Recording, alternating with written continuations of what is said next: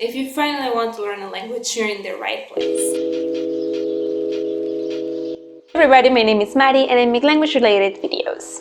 So if you like culture, languages, and everything in between, subscribe to watch more. Today I prepared a very special video with one of my friends, Kevin abroad. We're very excited to tell you 6 tips on how to learn languages, and we decided to divide them into output and input. So Kevin is going to be taking over for input, and I will be talking to you about output.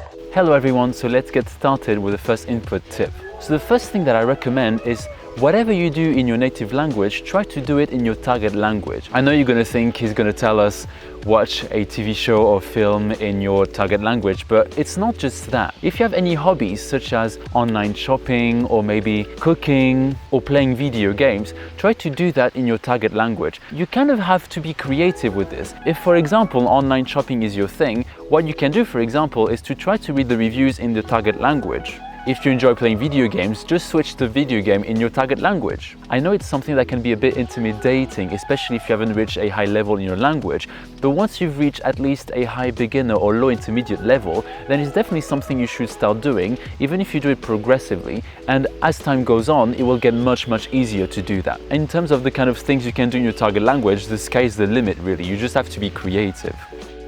And on that same note, another way to get real good daily practice is to actually write your daily to-do list or your bullet journal, your agenda, or whatever it is that you use to stay organized in your target language. By doing this, you can reinforce vocab related to your daily life and to your work life. Plus, no one around will understand, so you can have a secret to the list. Tip number 2 is to eavesdrop on other people's conversations. Whenever you're commuting or waiting in line somewhere and you have native speakers of your language having a conversation, do listen in on their conversation. Obviously, don't be creepy, you have to be discreet about it. The point is not to be weird. But personally, when I go to Japan, I always listen to what people say when they talk to each other, how they will say hi to each other, for example, or how they will react to other people's jokes, and all these different contexts that you don't necessarily get if you're just studying on a textbook, for example. If you're not lucky enough to have native speakers of your native language around you, you can also use social media. For example, Facebook and YouTube have a comment section, and it can be quite interesting to see how people react with each other. That's actually a great tip, Kevin, and I have to admit that I am very guilty of eavesdropping in the metro, and I'm not subtle about it. Another way to learn by stalking other people is through social media. I swear by learning with social media, but I will tell you not to stay just there looking at social media, but to actually comment and like and, DM people, have conversation. Most of my language buddies I found and maintain on Instagram. I even joined some language learning groups, and if you don't know about them, you can follow me on Instagram and I will hook you up with one. But start conversations in your target language. Like, if you know I speak Spanish, write to me in Spanish or Italian or Dutch or German. My German is terrible, but do it anyway. Let's have a conversation. Like, that's what I love the most about this community, is that no matter if you're a beginner or advanced, it doesn't matter if this is the first language you're learning or the 11th, there's a place for you in this community. So just write and practice your target language. Don't be afraid, it's gonna be fine. Tip number 3 is to listen to slow down speech, but not overdo it. Listening to slow down speech can seem like a good idea because you want to just focus on understanding a text, but in the long run it's not actually a good idea because you don't get used to native speed.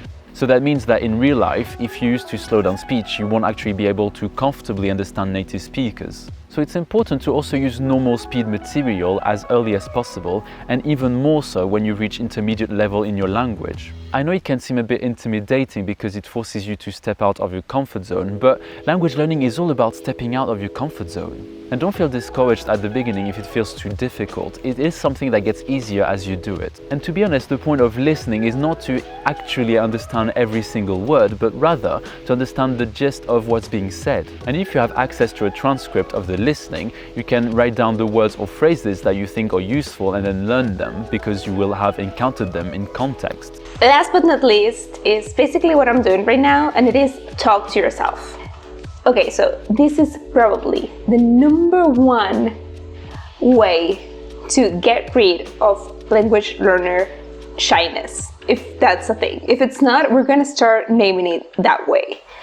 Every time I meet someone that is like, I can understand the language, I can write it, I can read it, I'm just terrified of speaking. I'm like, well, just talk to yourself. Like, that's the best way to get over your shyness when it comes to speaking to either another learner or a native speaker. Like, I record myself not every day, but maybe every week in my target languages, and I practice that way, and it's not always perfect.